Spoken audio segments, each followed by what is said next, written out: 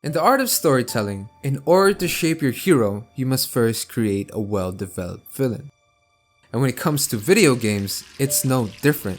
Story-rich driven games like The Witcher 3, for example, has a villain and a hero. And it's a given that the villain always outshines the hero, at least at first. But what I'm trying to say is that every hero needs a villain, every Geralt needs an Eridan, and every Jill needs a nemesis. But there was one complex character that made me question the whole hero and villain thing, because he started off being the hero but then gradually became the villain. Yes, ladies and gentlemen, I am talking about the game that was robbed in 2018 for Game of the Year, Red Dead Redemption 2. But more specifically, the man himself, Dutch van der Linde. So let's dive into his story to understand as to why his gang believed in his goals and to answer the question why he was a complete genius.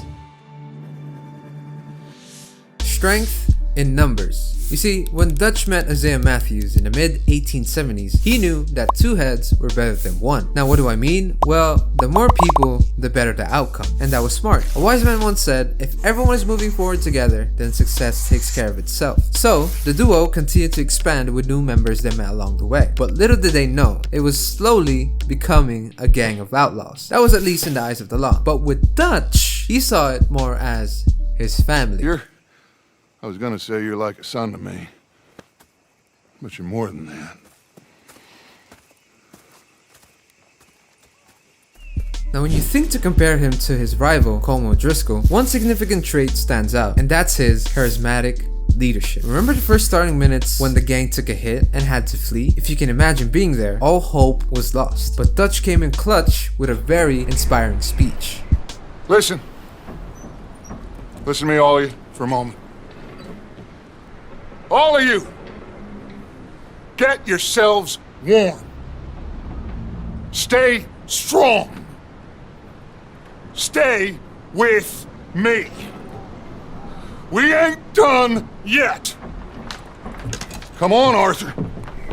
Now after hearing that, you'd think, hey yo, Dutch really invested everything to the charisma skill, like maxing it all out to a 10. Like when he first started off his character, you're supposed to separate it to strength, dexterity, whatever. Nah, he just dumped it all to charisma. Like how can you disagree with this man? It's GG's. But no, what I'm trying to say is like his charm was so undeniable that even his own gang did not realize that they were under his spell. Now correct me if I'm wrong here, but having invested a strong relationship, a connection with a person, when someone says otherwise, your initial reaction would be to disagree, right? Here's one perfect example of what I mean. You know, you all ain't that different from the O'Driscolls. Tell us then, how are we like those mongrel dogs? You're outlawed like them. You're out to survive like them. You live rough.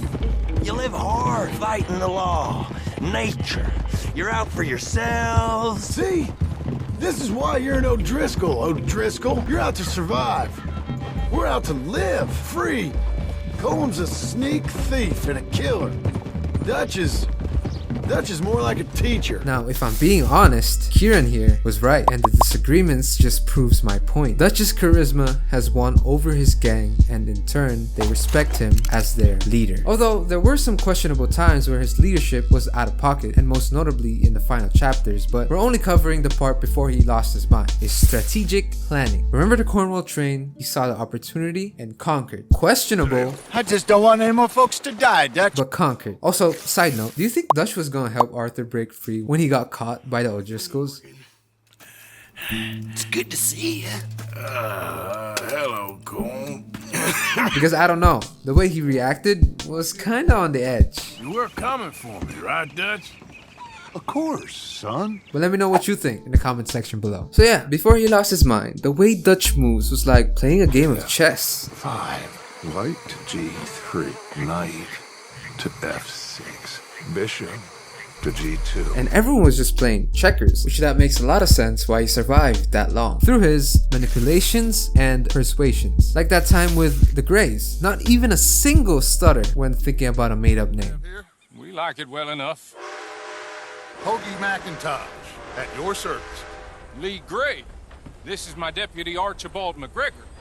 It's good to meet you. Like surely, this was protocol, right? Or was it purely just survival instincts? I think it's both. The ability to adapt to any given situation in such a short period of time is truly a masterful skill. Aiden O'Malley.